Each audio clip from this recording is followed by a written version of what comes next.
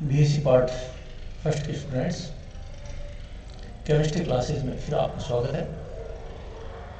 हम ionic bond पढ़ रहे हैं और आज उसका लेक्चर नंबर 4 मैं आपके सामने रख रहा हूँ। इसमें हम पिछली क्लास में, अगर आपको ध्यान है तो, हम टाइप्स ऑफ आयन्स के बारे में बात कर रहे हैं कि आयन्स होते हैं कितने प्रकार के हो सकते हैं, उनको हम कैसे डिसोशिएट करें अलग अलग कैटेगरीज में, और एक ग्रुप उनका हम बना लेंगे। ये इस प्रकार के आयन जो है इतनी ऑक्सीकरण अंक के साथ होते हैं।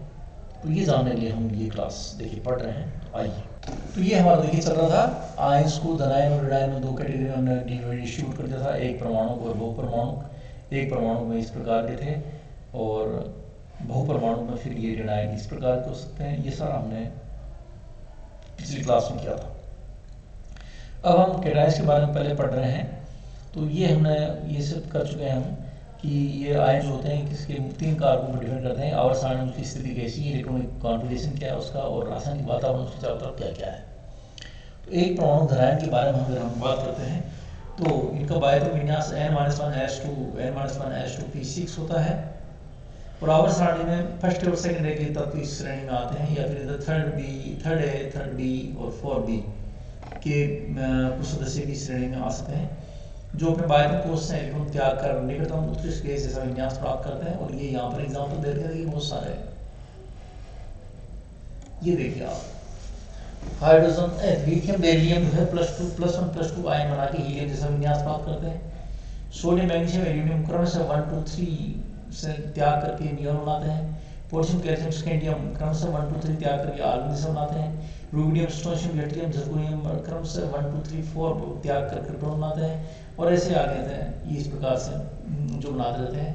उनके बाद विन्यास हो गया त्याग करने के बाद में उत्कृष्ट गैस जैसा हो गया।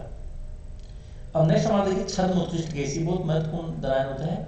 इनमें क्या होता है कि देखिए आंतरिक कोष में 2 इलेक्ट्रॉन जो है ना भरे रह जाते हैं। इन आयनों में बाह्य कोष का विन्यास N-1 P और D होता है, पूर्ण भरे हुए होते हैं आवर्त सारणी में। और फर्स्ट बी, सेकंड बी तथा संक्रमण तत्वों के बाद आने वाले थर्ड ए 4A के भारी वर्ग के तत्व इस श्रेणी में आते हैं। जैसे आप देख लीजिए इसमें फर्स्ट बी सेकंड में कॉपर जिंक Ag, यानी फर्स्ट बी में तो देखिए आप कॉपर अर्जेंटम और ओरम, और इधर में आप सेकंड में देखिए जिंक कैडमियम मरकरी। और थर्ड ए में देखिएगा आप गैलियम इंडियम और टेलुरियम। और 4A में टिन और लेड। और 5A में एंटीमनी और बिस्मिथ।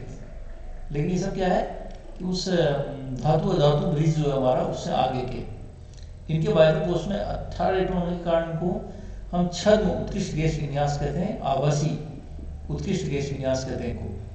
तो देखिए ये जो कंपाउंड है हमारे, ये अधिकतम जो संयोजकता हो जाते हैं कॉपर +1 जिंक +2 गैलियम +3 और आर्गन जैसा विन्यास है। जैसे अर्जेंटम, कैडमियम, इंडियम, टिन और एंटीमनी इस प्रकार के बनाते हैं। ऐसे aurum, mercury, tellurium, lead, bismuth इस प्रकार का बनाते हैं, जो क्रम से 1 2 3 4 5 त्याग करते हैं।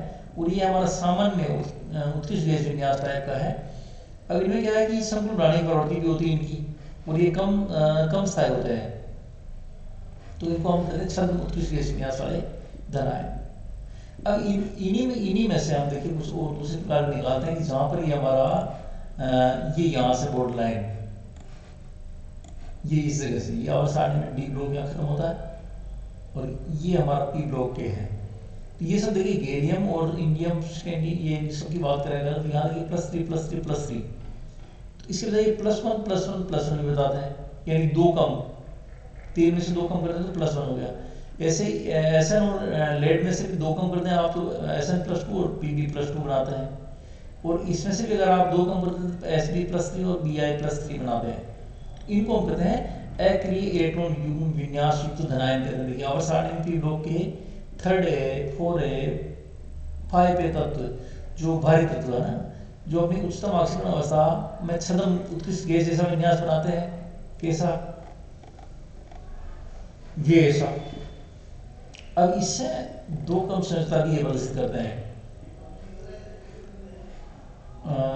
साथ ही ऐसे धनायन भी बनाते हैं जिन पर दो कम आवेश उपस्थित होता है, अर्थात ये तत्व अपनी उच्चतम ऑक्सीजन अवस्था से दो कम ऑक्सीजन अवस्था वाले धनायन भी बनाते हैं। स्पष्ट है कि इन आयनों में दो इलेक्ट्रॉन जो NH2 में होते हैं वो अक्रिय होते हैं, आयन निर्माण में भाग लेते नहीं है, वो अंदर चले जाते हैं और अक्रिय इलेक्ट्रॉन युग्म कहते हैं इसको। देखिए गैलियम +1, इंडियम +1, टेल्यूरियम SN ये बनाते हैं। तो गैलियम की अधिकतम ऑक्सीजन अवस्था 3 होती है और ये +1 भी बनाता है, यानी दो इसमें क्या है अक्रिय इलेक्ट्रॉन युग्म। ऐसे इंडियम में ऐसे टिन जो अधिकतम ऑक्सीजन अवस्था 4 होती है और दो कम यानी SN+2 भी बनाते हैं। तो देखिए अक्रिय युग्म की व्याख्या इस प्रकार की जा सकती है कि NH2 चौथे या उससे उच्च मुख्य ऊर्जा स्तर में उपस्थित होते हैं, अतः नियमानुसार उन पर नाभिक की पकड़ कमजोर होनी चाहिए। परिणाम स्वरूप NH2 इलेक्ट्रॉनों पर तत्व द्वारा सरलतापूर्वक त्याग कर दिया जाना चाहिए। इसके विपरीत इन NH2 इलेक्ट्रॉन को त्याग नहीं हो पाता है। इसका कारण है कि उच्च नाभिकीय आवेश वाले इन तत्वों के कोषों में डी कक्षक उपस्थित होते हैं, जिनकी विकृत आकृति के कारण उनका परिरक्षण प्रभाव जो है बहुत कम होता है। बहुत महत्वपूर्ण बात देखिए आप, पर्याप्त कमी हो जाती है, उससे NH2 नाभिकीय पकड़ और मजबूत हो जाती है। देखिए क्या होता है कि एस कक्षक आप जानते हो गोलाकार होता है और डी कक्षक जो होते हैं डबल डंबलाकार होते हैं। तो ये भारी तत्व है, इनके अंदर आंतरिक कोषों में होता है डी कक्षक। डी कक्षक जो है पूरी तरह से नाभिकीय आवेश को कवर नहीं करते हैं, क्योंकि उनकी आकृतियां टेढ़ी मेढ़ी होती है, डंबल शेप होती है, फैले हुए होते हैं। तो वहां से क्या है उनका नाभिकीय आवेश जो है बाहर तक आता है और बाहर जो है बाह्यतम कोष में NH2 इलेक्ट्रॉन उपस्थित होते हैं, जिन पर उनकी पकड़ और मजबूत हो जाती है, जिससे वे नाभिक के नजदीक चले जाते हैं और सामान्य परिस्थितियों में वो क्या निकल नहीं पाते वहां से। या यूं समझ सकते हैं कि ये NH2 गोलाकार कक्षक जो है छल कर अंदर चले जाते हैं, नाभिक के निकट पहुंच जाते हैं और निकल नहीं पाते हैं। फिर इस कारण से डी कक्षक पी कक्षक निकलते हैं, लेकिन ये जो NH2 है ये नहीं निकल पाते वहां से और इस कारण से अक्रिय बने रहते हैं, है ना। समझ आ गया होगा आपको, नहीं आया तो फिर मैं एक बार पढ़ के सुनाता हूँ ध्यान से समझ चीज को। क्या होता है कि नाभिक जो होता है हमारा,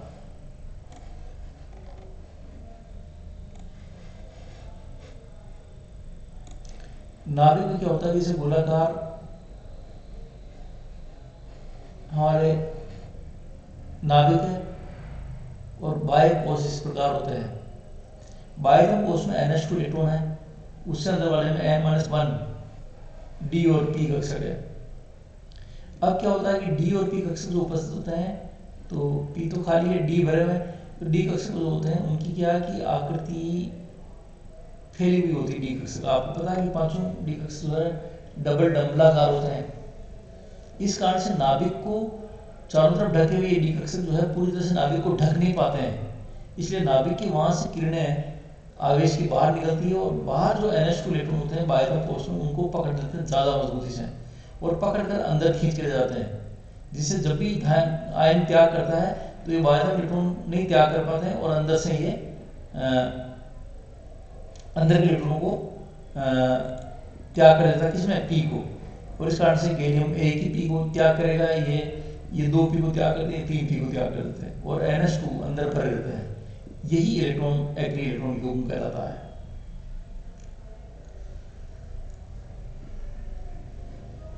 अब देखिए एक कारण भी हो गया कि उन पर नाभिकीय पकड़ मजबूत है। दूसरा क्या है कि एस कक्षक गोलाकार होता है और गोलाकार कक्षक जो होते हैं वो सबसे ज्यादा सिकुड़े होते हैं, तो उनकी भेदन क्षमता बहुत ज्यादा होती है, नाभिक के निकट जाने की ताकत एस कक्षकों में ज्यादा होती है। इन दोनों कारणों से, कौन कौन से कारण, कि डी कक्षकों का दुर्बल परिरक्षण प्रभाव, नाभिक को ढकने की ताकत, और एस कक्षकों की सिमटी हुई आकृति के कारण भेदन क्षमता अधिक होना, इन दोनों कारणों से नाभिक के नजदीक चले जाते हैं कौन, एस कक्षक, और NH2 इलेक्ट्रॉन का निष्कासन होना कठिन हो जाता है, अक्रिय बन जाता है। अब ये अभिकारक पर निर्भर करता है कि छद्म विन्यास वाले आयनों का निर्माण करेंगे या अक्रिय इलेक्ट्रॉन युग्म वाला। सामान्यतः देखा जा सकता है कि ऋणायन की आकर्षण क्षमता अधिक होती है, छोटे ऋणायन जो होते हैं वे छद्म विन्यास वाले धनायन बनाते हैं, अधिकतम ऑक्सीकरण अवस्था वहां प्रदर्शित होती है। लेकिन बड़े आकार के ऋणायन होते हैं जिनकी आकर्षण क्षमता कम होती है, वे अक्रिय इलेक्ट्रॉन युग्म विन्यास धनायन बनाते हैं।